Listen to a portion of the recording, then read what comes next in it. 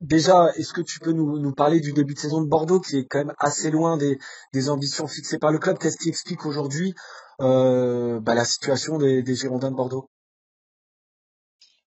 Bah écoute, la situation elle est assez simple. Le club a fait le choix de ne pas s'appuyer sur ce qui avait fonctionné la saison dernière et de changer complètement le projet, aussi bien le projet de jeu que l'effectif. Donc sur un groupe de 12-13 joueurs qui jouaient l'année dernière, ben, il y en a la moitié qui sont partis, notamment nos meilleurs joueurs, Mwanga et Bakwa. Et un joueur qui jouait beaucoup aussi, Franck Sergio, même s'il était décrié. Tom Lacou aussi, qui représentait l'identité du club. Et notre attaquant, Josh Maja aussi, notre meilleur buteur, qui est parti, qui n'a pas été remplacé à l'équivalent. Et donc il y a de nouveaux joueurs qui sont arrivés. Ce qui avait fonctionné aussi l'année dernière, c'était de s'appuyer sur les joueurs de la formation bordelaise. Et cette année, pas du tout. Donc ils ont changé complètement l'orientation du projet. Et David Guillon a été reconduit à l'intersaison à son poste d'entraîneur, alors qu'il était en échec finalement, puisqu'à 2 journées de la fin, tu dois prendre 4 points et tu n'y arrives pas, t'en prends aucun. Alors que tu as ton destin en main à la 37e journée, à la 30, tu gâches tout en perdant à Annecy. Malgré ça, il est reconduit par le directeur sportif. Ils font le choix d'un projet de jeu très ambitieux, ce qui caractérisait pas du tout l'équipe bordelaise l'année précédente. Basé sur la possession, ils nous promettent 60 buts, etc. Beaucoup de déclarations, on fait venir Weisbeck, les volants, le meilleur buteur du championnat de Slovénie, et notamment, et d'autres joueurs. Et on s'aperçoit que la mayonnaise prend pas. En plus, tu élèves l'option d'achat sur un joueur comme Ali Badji qui est pas bon, tu dépenses 3 millions dessus parce qu'il s'est engagé à la levée. Et t'as un début de saison qui est raté parce que le coach, malgré une préparation qui était plutôt encourageante avec les jeunes, dès que la saison commence, les jeunes ne sont plus là.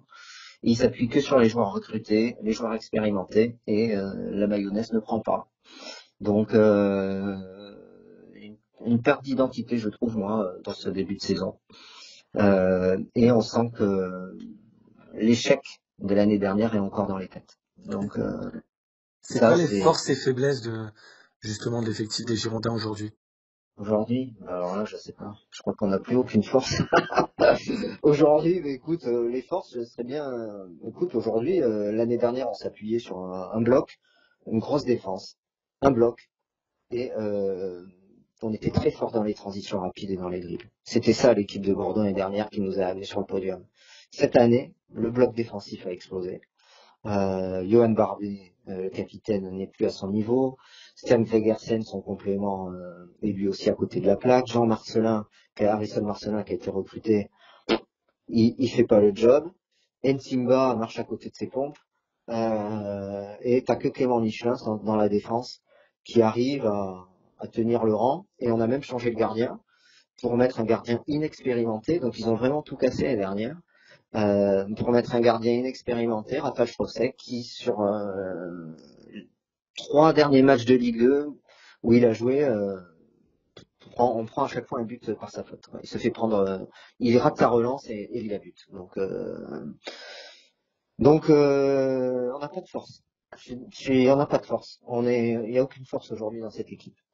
Aucune force mentale, aucune force tactique, technique. Je suis vraiment incapable de te donner une force pour Bordeaux. Bah, Notre faiblesse, c'est notre désorganisation tactique, parce que l'arrivée d'Alderweireld, il arrivait avec des promesses de jeu, du jeu de possession, des relances courtes, et les joueurs n'arrivent pas à l'intégrer. Les joueurs n'y arrivent pas.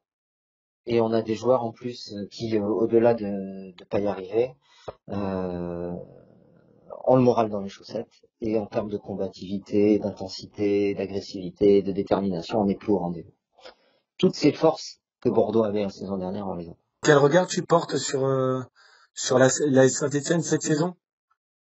Mais je pensais que vous étiez bien parti sur la poursuite de ce que vous aviez fait en fin de saison dernière, avec une belle dynamique. Et c'est vrai que j'ai été surpris alors c'est vrai que c'était 5 défaites consécutives, hein. J'ai été surpris que Laurent Batlos soit remercié.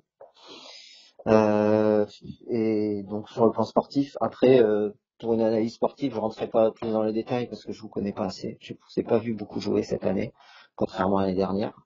Par contre, sur le club, le fonctionnement du club, tout ce que j'ai l'impression de voir un petit peu les Girondins de Bordeaux, c'est-à-dire un club sans projet réel, un club où tu avances, tu as une visibilité à 6 mois, voilà. Et tu te contentes de faire avancer le club 6 mois par 6 mois, saison par saison, sans avoir de projet plus construit que ça, quoi. Un peu comme celui des Girondins de Bordeaux. Non, il n'y a pas de projet à Bordeaux. Et j'ai l'impression qu'à Saint-Étienne, c'est pareil. Voilà. Ok. Donc, je trouve ça triste. Je trouve ça triste que nos deux clubs soient vraiment dans cette situation. Et on n'est pas, les supporters sont pas amis pour rien, hein, parce que ils partagent les peines de leurs deux clubs. Donc, franchement, c'est triste. Et tout ça parce que je trouve que le sportif n'est pas le principal intérêt de ceux qui dirigent le club de l'AS Saint-Étienne, tout comme celui comme ceux qui dirigent Bordeaux, quoi. Le sportif, c'est second plan. Et voilà. Donc, ils se contentent de maintenir le club à niveau sans projet réel. À Bordeaux et à Saint-Étienne. Voilà.